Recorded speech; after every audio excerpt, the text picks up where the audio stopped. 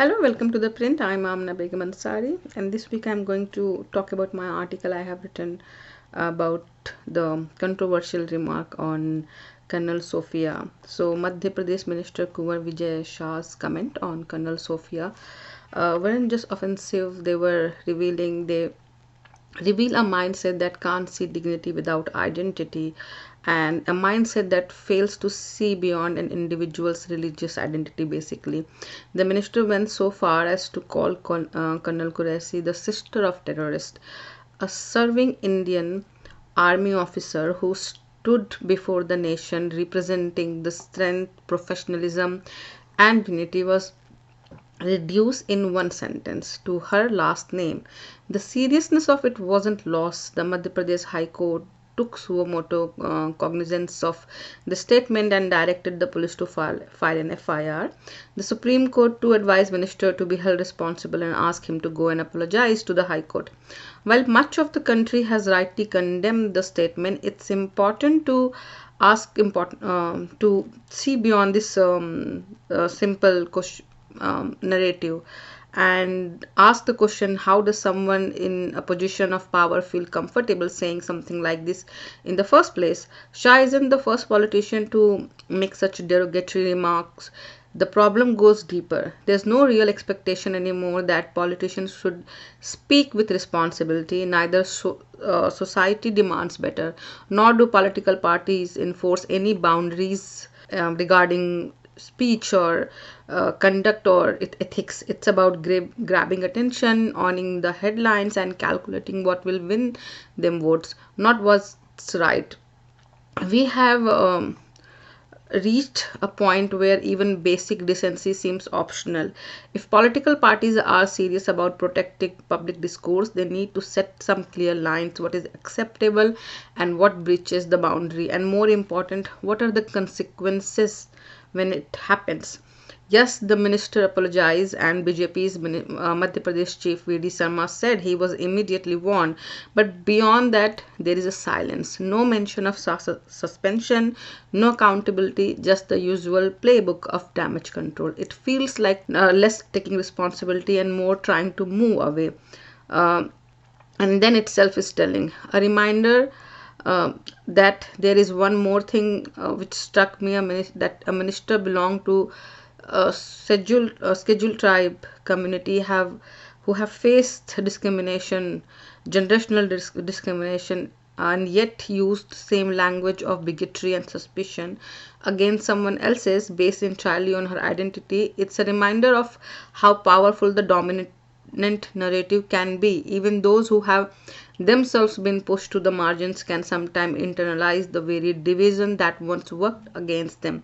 And that's not just tragic, it's dangerous, because when those who have felt exclusion start to mirror it, we lose hope of solidarity between marginalized voices. And this is not limited to the Shah case. You will find this kind of people in all the communities. Like there would be many within the Muslim community, the Muslim who consider to be right now socio-economical marginalized borderline to be there, and there are many people who still follow that uh, generalized or view of lower caste Hindu. They see them from the prism of dominant narrative, the bigotry, the same kind of bigotry, and it is within the Muslim community.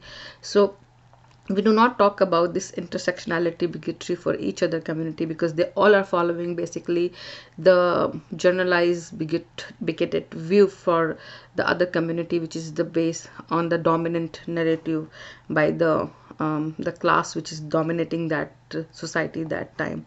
And a remark like this also reveal something more troubling: the kind of mindset even representative of people can carry, to reduce someone's entirely to their identity, to just associate them with terror because of their Muslim identity, shows how deep this thinking runs. And the truth is, We shouldn't act surprised. Derogatory generalizations about Muslims have over time not only become common, they have become fashionable. We see it during the prime time debates and hear it from social media influencers and people with education and platforms.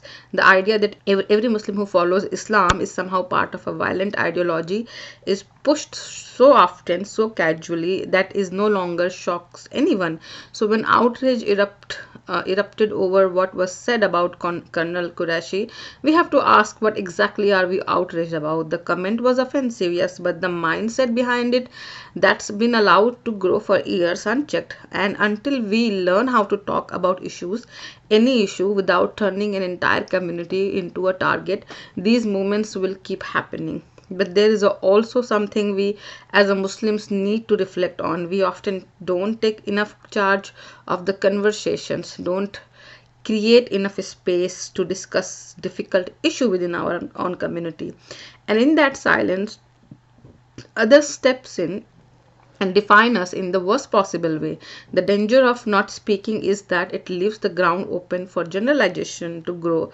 This doesn't mean taking responsibility for how others choose to hate, but it does mean recognizing that if we don't lead the conversation, we will always be the ones reacting to it. And somewhere the cost of that is paid in how people like Colonel Qureshi are spoken about, not as individuals, not for their service, but through the lens of someone else's prejudice.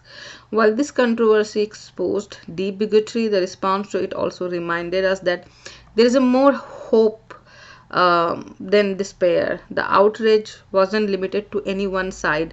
Even within the BJP, there was voices distancing themselves from the remark. This is still a country where Colonel Qureshi leads with honor, where President Draupadi Murmu, an Adivasi woman, holds the highest constitutional post, where Justice B.R. Gawai became the first Buddhist and second Dalit Chief Justice of India, and where our Air Force is led by Air Chief Marshal Amarpreet Singh, a proud Sikh officer. This is India, messy, diverse, never perfect, but big enough to include everyone.